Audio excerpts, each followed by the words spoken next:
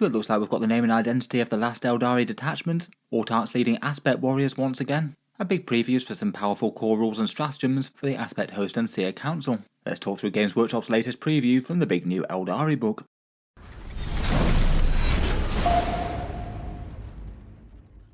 Hello and welcome back to Auspex Tactics, where today we're talking through the next rules previews for Codex Aeldari, a massive great big tome coming out of the weekend, and it seems that today is their preview focusing on their new detachments.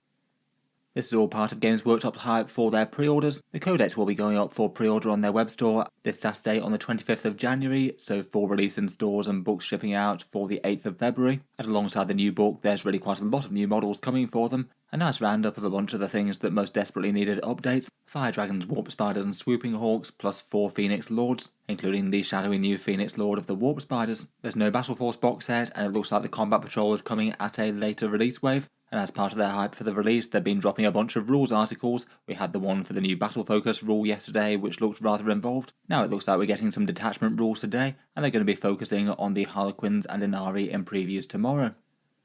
If you were thinking about picking up some shiny new Aspect Warriors or Phoenix Lords, feel free to check out the links down in the video description if you'd like to support the channel while doing so. These discount stores save a fair bit of money versus Games Workshop around the world, and if you do buy anything after clicking the links in the video description, a small amount goes to help support Auspex Tactics as well with the videos I make.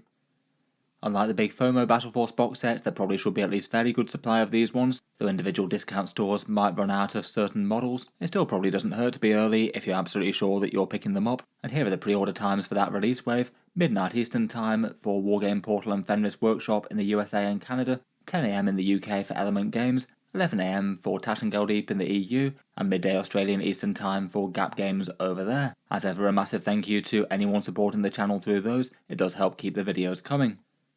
Let's jump into the rules previews though, and first up, Games Workshop gave us a full list of all the detachments in the book. Previously they had told us that there were 8 detachments in the Codex, though they'd only given us the identity of 7 of them, and it seems that these ones are the full list. We've got the War Host, which is the balanced force kind of similar to the current Battle Host, though they did say that the core rule has changed in some way and a lot of the stratagems have too. The one that they hadn't told us before was the Guardian Battle Host, presumably focused around the on-foot Guardians, maybe with support weapons and Wind Riders also getting some love. Might be good for an Ulthwave Black Guardians force. The Wraith Host one is actually called the Spirit Conclave, so it should be a good one for Iandan Ghost Warrior armies. The Wind Rider Host will be a Jet Bike army with same hand theming. There'll be a Seer Council one for Farseers and Warlocks, and the Games Workshop gave us some previews of that one, with Strands of Fate kind of amounting to 3 stratagems now. The Aspect Host we got some major previews for today as well, Aspect Warrior and the Avatar of Cain themed, and then we've got the Ghosts of the Webway, which will be the Harlequins detachment, more on that tomorrow apparently, and the Devoted of Iniad, the Inari detachment, which should allow their Drukhari datasheets and mixing in with a Grand Alliance of Death-Obsessed Space Elves. Between all that, the Aeldari are going to have a pretty vast amount of options in terms of ways to play. They'll also have the Armoured War Host with its grav tanks from the Grotmus detachment too. Usually none of the detachments tend to lock out any units, just more tend to support certain units and not really help out others that much, so emphasise their element of the army. I guess perhaps the biggest question mark is how Harlequins and Inari Drukhari units will fit into all that. It might be that you can only take Drukhari units in their respective detachments. In any case though, for the rules that you can put on the tabletop today, first up they gave us a look at the Aspect Host, the core rule, a couple of stratagems and an enhancement, but also some interesting datasheet teasers both for the Aspect Warriors themselves and the Autarchs. As I think most people were expecting, the detachment is themed around Aspect Warriors, and I think a lot of people were guessing that it might help out the Avatar of Cain as well, basically being the focal point where all the aspects reflect different takes on the War God's role. Seems that it might be a fairly focal one given the recent Aeldari release with Phoenix Lords and Aspect Warriors, and as they said in their article, could help reflect the Court of the Young King, an Eldar formation that they've often had in the past. The core rule is a nice and simple one, the Path of the Warrior. It basically means that whenever an Avatar or an Aspect Warrior unit gets to make an attack, you get to either reroll hit rolls of 1 or reroll wound rolls of 1, selected before you make those attacks. Overall, it's not the biggest damage buff in the world. That usually amounts to plus 17% compared with whatever damage you would have before, regardless of whether you choose the hit or the wound rolls. But I think it is quite nice they made it super flexible. It'll equally apply to aspects that prefer shooting or aspects that prefer fighting.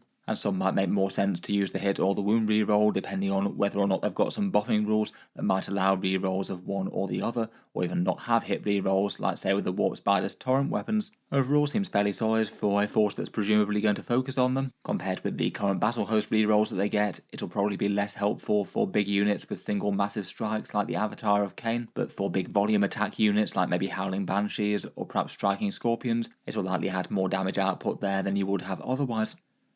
One other fun little preview that they gave was that the Aspect Shrine tokens will get some sort of rules listed on their datasheets. These have been fun marker tokens that each Aspect brew has generally included, representing a mini shrine dedicated to that facet of the War God. In the Aspect Warrior detachment, there's going to be certain things that can expend these by using certain stratagems, though I'd guess they'll have a base datasheet rule for each aspect as well, maybe just something as simple as reroll a single hit roll or wound roll or something once per game. I suspect it's not going to be major, but kind of nice that they actually have some rules when they didn't before. It could mean that the Ranger one also gets some rules as well.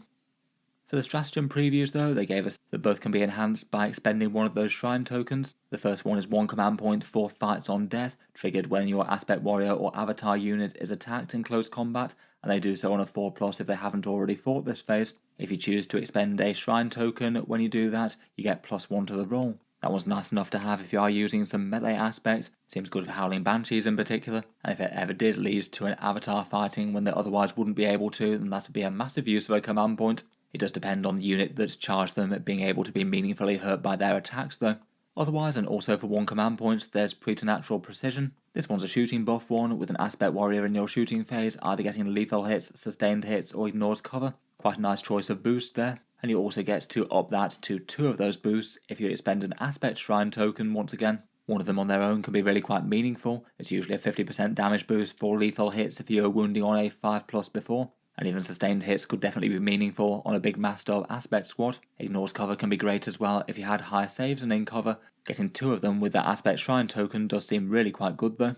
Combining sustained and lethal hits, that's usually a +50% damage boost against anything that you were wounding on a 4+, and then can weigh up if the ignores cover will add more than one of the other ones there, which it often will, so that'll often mean that the shooting is even nastier.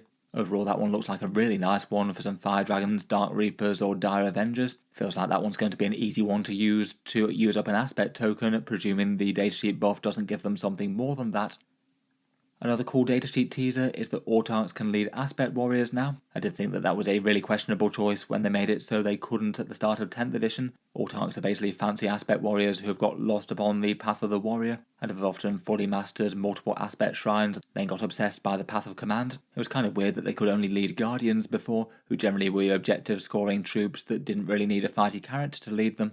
It both feels more fluffy and potentially more interesting in game to be able to lead the Aspect Warriors. Apparently they've said that the on-foot one should be able to lead the on-foot Aspects, and then the Wayleaper will be able to join the Warp Spiders or Swooping Hawks. I guess that might potentially come at the expense of him being able to be fielded as a lone operative. I guess we'll see there. It perhaps doesn't sound like it's great news for the Autarch Skyrunner though. It doesn't have a current plastic kit, and it's notably absent from any of the Autarch related previews, so it seems that there's a good chance that the Jetbike Autarch could unfortunately be gone. In any case, they gave us one more teaser from the Aspect host, which is one of the Autarchs being able to take Strategic Savant. That's a +1 OC while they're leading an Aspect Warrior unit, which definitely doesn't seem unhelpful given that they might often be charging forward and taking the mid-board objectives. It seems handy enough if it's cheap, though not absolutely huge. I'd hope this would be something like 15 points or less. I guess could be nice enough with say some Howling Banshees jumping into the mid-board though, and pretty much knowing that they're going to take the objective even if they don't lay low at every single one of the enemy. In any case, looks like fairly good times for the Aspect Warriors. Hopefully this detachment makes it so a Aeldari list is well supported. I feel like they've got some pretty nice boosts from the battle focus things that we saw the other day. Aspect Warriors do seem like they could be some of the best users for things like Deny Overwatch, or some of the fight phase things. Otherwise, the second detachment that we had previewed was the Seer Council, and this looks like it's the new version of Strands of Fate, which really is quite heavily altered. So far it looks like the core rule is mainly about Psykers supporting Aeldari infantry, and the new Strands of Fate is a little bit on the weird side, basically meaning that you're double dipping on the detachment stratagems, though admittedly the first 2 of them look seriously good indeed.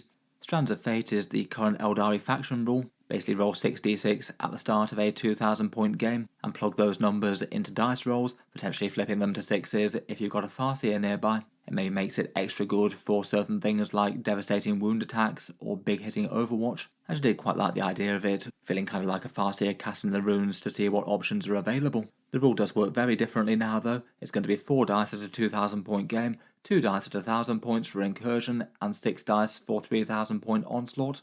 You roll those dice as per that number at the start of the game, so 4 dice at a Strike Force game for example. Put the numbers aside, and then there's a chart of stratagems where you can plug in those dice into those stratagems and allow you to use them for 1 command point less, so that'll be free for the first 2 ones that we've seen. It looks like the stratagems are going to be restricted to units within 9 inches of an Aeldari Psyker. I feel like the general theme and feel of them is more sort of Aeldari Psykers casting spells as opposed to stratagems in the more normal sense. Overall it basically boils down to 4 free stratagems in a 2000 point game, though you don't have perfect control over which ones you're going to get, even if there is an enhancement that looks like they'll be able to manipulate them. In any case though, it looks like Aeldari style miracle dice are potentially out for this version of the codex. So no more plugging automatic 6s into key dice rolls, unless say Farseers gain that on their base datasheet rule or something. In any case, as mentioned, the first 2 stratagems of this one look seriously good. The first one's called Unshrouded Truth. You trigger it in your movement phase and it affects an Azayani infantry unit within 9 inches of one of your friendly Psykers. Looks like there's that keyword again that usually applies to the Craft World Eldar. I guess we'll wait and see whether or not the Harlequins also have that. In any case though, this is basically a sort of teleportation power. Your selected infantry squad within 9 inches disappears and then can basically deploy as if by deep strike to anywhere that's greater than 9 inches from enemy models. And being able to do this in the movement phase as opposed to the end of the enemy turn is super powerful. It means that you've got some pretty massive movement options here. You could deliver perfect shooting alpha strikes at close range from turn 1 with fire dragons and things, or do the same for dire avengers or warp dark reapers to a place where they can shoot at the enemy. It might even be nice enough if you can just guarantee mass shuriken fire with loads of guardians. This one's generally more powerful compared with the end of turn ones as well, because you can pull things straight out of melee if you want to. So say you've got an aspect unit that got tagged in close combat, you can use this to basically warp them out of close combat and shoot again. They won't have counted as falling back. And also it means that you can score objective markers in the command phase and then teleport your unit elsewhere, which you can't do if you vanish at the end of the enemy turn. Overall this one seems absolutely massive, and I feel like this one will be jumping Aeldari infantry units around the table basically every turn. Between this and the battle focus things, you're going to have pretty godly movement. Otherwise, the second one previewed was another nice one in Psychic Shield. Again, this one applies to a non-wraith infantry unit, activated on something that's within 9 inches of a Psyker once again. And when your opponent tries to shoot that unit, if they're greater than 18 inches away, you can just basically say no, and they'll have to target something else. This one's pretty powerful to be able to mess with enemy shooting. You could have things that are just right out in the open on your home objective and just turn it off. And while your opponent might sometimes be able to get within 18 inches, it's just nice that you have the option to basically mess with the shooting if it makes sense to, once you've got perfect knowledge of where all your opponent's units are going to be and what their shooting options are. You might just be able to make some units just flat unable to shoot if they can only hit one thing that's greater than 18 inches away. Combined with the battle focus things like that move after shooting thing, you could really mess with the enemy shooting phase. Potentially they fire at one unit that then goes to hide out of line of sight, then try and shoot at this one and they can't fire at it. Feels like those sort of rules combined could make some pretty massive frustration.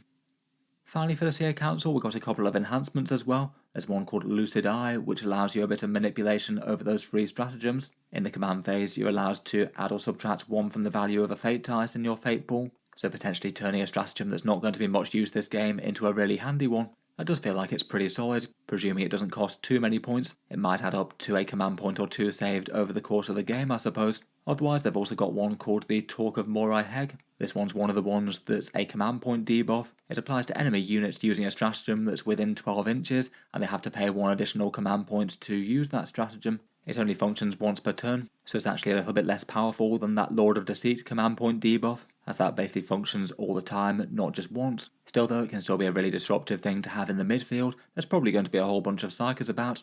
Maybe having one with this being able to hide out of line of sight in a mid-board ruin that's covering an objective marker or 2 could be nice, and hopefully disrupt the opponent when they're trying to advance on the mid-board and deal damage to your units. Overall, broadly looks like pretty good stuff so far. The detachment rule's a bit weird and it's just literally amping up the stratagems, so it's going to be doubly dependent on those being good. Hopefully the rest of them remain pretty usable, but particularly that teleport one is absolutely godly, and the deny shooting one is very handy to have, situationally amazing as well. Overall, seems like broadly good news for Aeldari previews so far. Both the Aspect ones and the Seer Council seem like they are going to genuinely help out their units from stuff that we've seen. Obviously, we're still missing a bunch of context from the datasheets, points costs, and the rest of the detachment rules, and these detachments will come at the expense of a good amount of dice manipulation that they have at the moment between Strands of Fate and Battle Host rerolls. Let me know your thoughts on the previewed rules though. Look forward to hearing your takes in the comments below. And seems like I'll be back to talk about Inari and Harlequins tomorrow. As mentioned, if you did want to pick up some of the new Aeldari stuff, feel free to give the links in the video description a look. The pre-order times are between Friday night to Saturday morning. They've got good discounts versus the Games Workshop web store, and they do help to support the channel at no additional cost to anyone using them. In any case though, I'll leave that one there for now. Feel free to subscribe to Auspex Tactics if you'd like to see more like this, and hopefully a full Codex review as soon as we get the full rules for that. Should be cool to put all the Aeldari stuff together on the tabletop. Other than the discount links, if you'd like to support the channel more directly, I do also have a Patreon page as well, linked in the video description. Channel patrons do get a fair few advantages, seeing certain videos early, regular votes to see what sort of things come next on the channel, and automatic entry into the regular prize giveaways with a chance to win some big model kits each month. If any of that sounds good to you, or you'd just like to help support, the link's down in the video description. In any case, a massive thank you for listening, and I'll hope to see you guys next time.